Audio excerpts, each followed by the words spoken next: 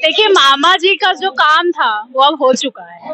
भ्रष्टाचार, कमीशनखोरी, घोटाले पे घोटाले वो अब नहीं चल पाएगा। इस बार कमलनाथ जी की सरकार आएगी और आएगी। बीजेपी तो कह रही है कांग्रेस मुक्त भारत बनेगा। मोदी जी खुद कह रहे थे कि हवा बदल गई है।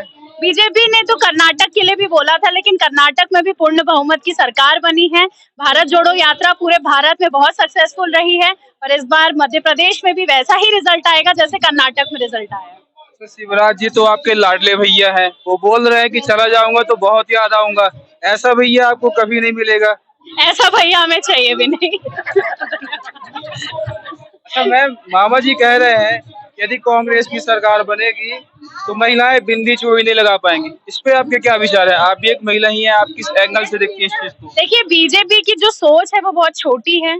इससे बिल्कुल ये प्रतीत होता है। इस तरीके की बातें करना, कांग्रेस पार्टी को इस तरीके से बदनाम करना, ये बहुत ही गलत बात है और इस तरीके की बातें करना भाजपा सरकार को शोभा नहीं देता। महिलाओं को 1000 रुपए दे रहे हैं, सिलेंडर 450 देने का वादा किया है इन्हें, तो क्या लगता है कि ये जो वादे हैं इससे जनता प्रभावित होगी? जनता को अगर प्रभावित होना होता तो मैं आपको क्या कहूँ, 18 साल पे इनकी नींद खुली नहीं।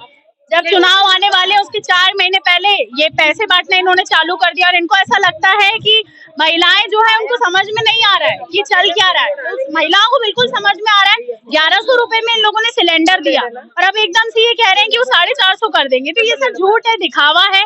1 महीने का दिखावा है, उसके बाद फिर से वही सब होगा जो पहले हो रहा है, भ्रष्टाचार। कांग्रेस ने अपना वचन पत्र जारी किया है, उसमें उनने खुद 500 रुपए सिलेंडर देने का वादा किया है, महिलाओं को हर महीने 1500। तो क्या लगता है कि सरकार बनने के बाद ये सब देना पॉसिबल है? बिल्कुल पॉसिबल है। राजस्थान में अशोक गहलोत जी, सचिन पायलट जी के नेतृत्व में 500 रुपए का ही गैस सिलेंडर मिल रहा है, तो क्यों नहीं हो सकता? कमलनाथ जी भी मध्य प्रदेश में करेंगे। मैं ना जयपुर की लड़की हूँ, पूर्व पार्षद हूँ, इसी वार्ड से। पुरानी पेंशन का भी वहाँ कर्मचारियों को मिल रहा है, बिल्कुल, और 500 रुपए भी मिल रहा है और एक बत्ती 100 यूनिट फ्री, 200 यूनिट का जो हाफ है वो भी वहाँ मिल रहा है।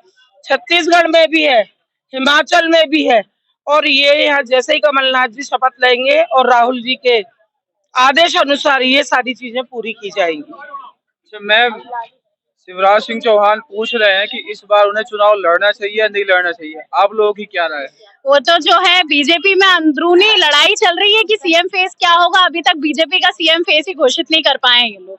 तो मुझे नहीं लगता कि क्या उनकी पार्टी में कुछ गुटबाजी चल रही है, वो क्या चल रही है वो खुद ही जाने। और मैं आपको एक बहुत अंदर की सूचना देना चाहती हूँ कि मोदी जी खुद ही नहीं चाह रहे कि शिवराज जी यहाँ पे अब राज करें।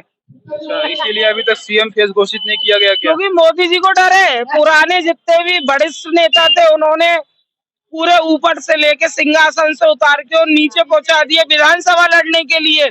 अब विधायक क्या पंचायत का चुनाव लड़ेंगे, पार्षद का चुनाव लड़ेंगे? तो मोदी जी की मंशा और जनता की जो बदलाव की इच्छा है वो पूर्ण होने जा रही है कमलनाथ जी के नेतृत्व में।